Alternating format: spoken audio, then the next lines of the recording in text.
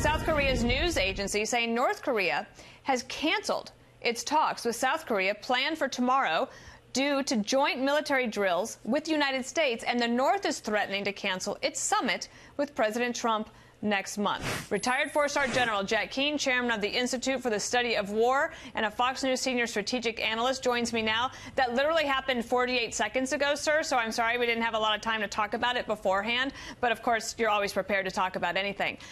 Is this to be expected leading up to a big summit like this, where you have two countries that have been much at odds for so many decades, trying to figure out a way to come together, that there's going to be a little bit of back and forth and threats to cancel talks over things like these drills? Yeah, certainly. As negotiating leverage is what's taking place here.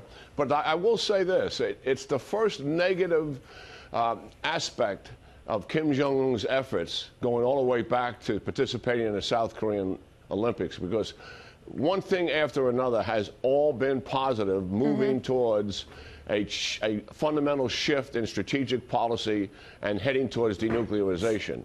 Likely, this is what I said it is. They're negotiating over leverage and things they want to have on the table. I do believe behind the scenes, Dana, right now, our diplomats are getting some insight into where North Korea is really heading. They just can't put the two leaders in the room without a lot of preparation and without understanding what the positions are. Now we're finally getting to see, and that's not going to be exposed to the American people, that's for sure.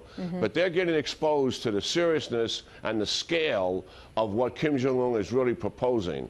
And hopefully it's moving in the right direction. Tell me your thoughts about the issue that apparently is bothering Kim Jong-un the most. We knew this was a problem, that the United States has a presence in South Korea, which has been a stabilizing force for the region. But he would love to have President Trump remove troops from there.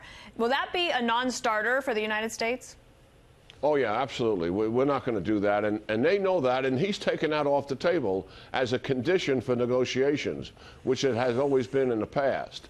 But look, if there really is denuclearization, if the two armies do pull away from each other on the DMZ and they return to normal activity, and they're two of the largest armies in the world, the North Korean army and the South Korean army, I could see years later and they're actually there's an armistice and a peace treaty signed by the four participating countries: China, the United States, North Korea, and South Korea. All this would take a considerable amount of time. Right. And at some point, we would reduce our forces. But we're not going to do it now as a part of this negotiation. That's not going to take place.